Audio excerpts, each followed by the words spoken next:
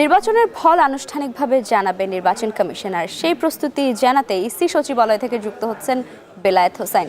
বেলায়েত, ফল কখন নাগাদ ইসি সচিবালয়ে আসা শুরু করবে জানতে চায়, আর আরেকটু জানাবেন যে কিভাবে সেই ফলগুলো জানানো হবে।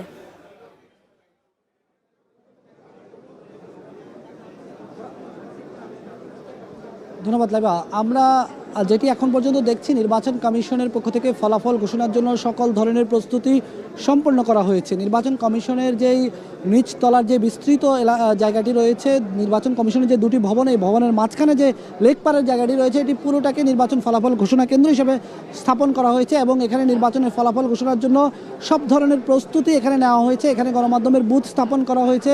নানাভাবে নির্বাচন কমিশন ফলাফলের জন্য তারা প্রস্তুতি গ্রহণ করেছে।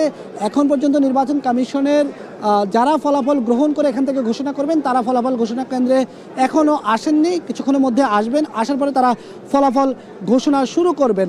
আমাদের সঙ্গে রয়েছেন সহকর্মী আমিরুল ইসলাম। আমিরুল, আপনার কাছে জানতে চাই, ফলাফল ঘোষণার পদ্ধতিটা নির্বাচন কমিশন কিভাবে করবে?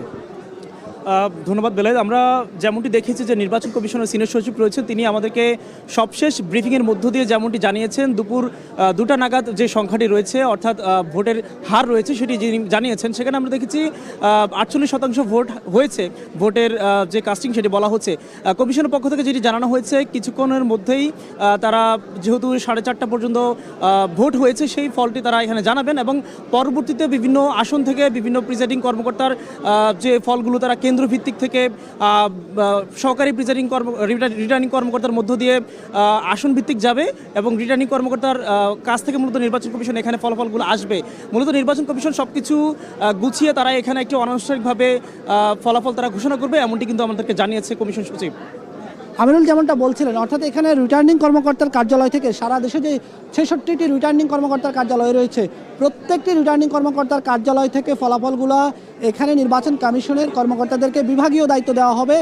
কর্মকর্তারা সেই রেজাল্টগুলোকে, সেই ফলাফলগুলোকে একীভূত করার পরে নির্বাচন কমিশন সচিবের হাতে তুলে দেবেন। সচিব একে একে প্রথম দিকে কেন্দ্রভিত্তিক ফলাফল ঘোষণা করবেন, এরপরে তিনি আসন ভিত্তিক ফলাফল ঘোষণা করবেন।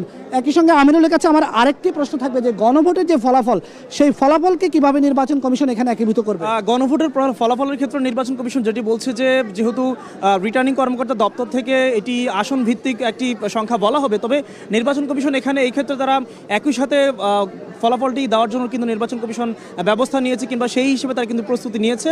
তারা যেটি বলছে যে এটি খুব একটা সময় লাগবে না, যেহেতু রিটার্নিং কর্মকর্তা দপ্তর থেকে সব কিছু গুছিয়ে দেওয়া হবে। সেখানে একটি মোট হিসেব নিকাশ করে মূলত এখান থেকে মূলত জানানো হবে যে কতগুলো গণভোটের বিষয় আছে এখানে, মূলত সেটি তারা জানাবে আর কি। ধন্যবাদ আমিনুল। আমরা যেটি দেখছি যে নির্বাচন কমিশনের এই ফলাফল ঘোষণা কেন্দ্রকে কেন্দ্র করে এরই মধ্যে এখানে বিভিন্ন রাজনৈতিক দলের নেতারা এসে উপস্থিত হয়েছেন, গণমাধ্যমের প্রতিনিধিরা এসেছেন, বিভিন্ন বিদেশি পর্যবেক্ষকরা এসেছেন, বিদেশি সাংবাদিকরা এসেছেন। এখানে শত শত গণমাধ্যম কর্মীরা অপেক্ষা করছেন। নির্বাচন কমিশন সচিব এখানে আসবেন, আসার পরে একটি একটি করে কেন্দ্রের তারপরে আসনভিত্তিক ফলাফল ঘোষণা করবেন। আমরা অপেক্ষা করছি। ফলাফল পাওয়া মাত্রই এখন টেলিভিশনের মাধ্যমে আমরা দর্শকদেরকে সেই ফলাফল পৌঁছে দিব। তো এই ছিল আমার কাছে এখনকার মতো লাইবা। নির্বাচনের ফলাফল আনুষ্ঠানিকভাবে জানাতে প্রস্তুত নির্বাচন কমিশন, আর সেই প্রস্তুতির খবরই জানছিলাম আমাদের সহকর্মী বেলায়েত হোসাইনের কাছ থেকে।